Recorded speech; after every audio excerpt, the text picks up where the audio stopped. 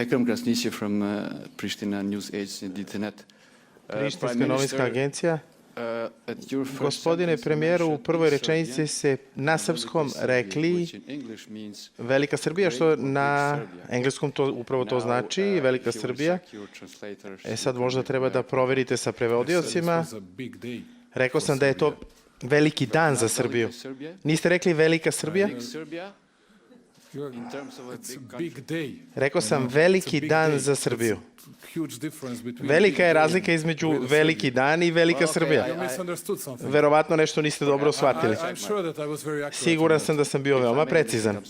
Ako sam pogrešio, izvinjavam se. Moje pitanje je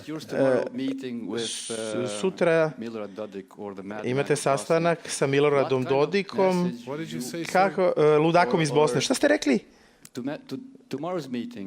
Sutrašnji sastanak. Sastajete se u Banja Luci ili u Beogradu sa gospodinom Dodikom.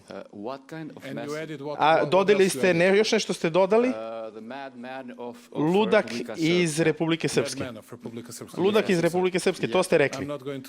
Neću vam dozvoliti da ga tako nazivate i da kažete nešto o predsjedniku Republike Srpske, tako nešto. Iako se sa njim ne slažem po mnogim pitanjima, nikada vam neću dozvoliti da vređate predsjednika Republike Srpske predamnom u Briselu. Nemojte to raditi.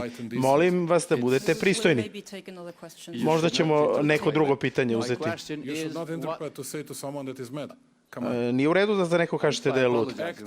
Ja se izvinjavam. Molim vas da se ponašate pristojno. Treći put se izvinjavate.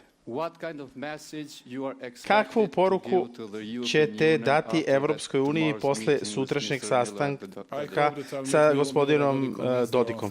Nadam se da ću se sa Dodikom sastati u sredu ili u četvrtak i uvek ću imati istu poruku, a to je mir i stabilnost za čitav region Zapadnog Balkana. To će biti moja poruka.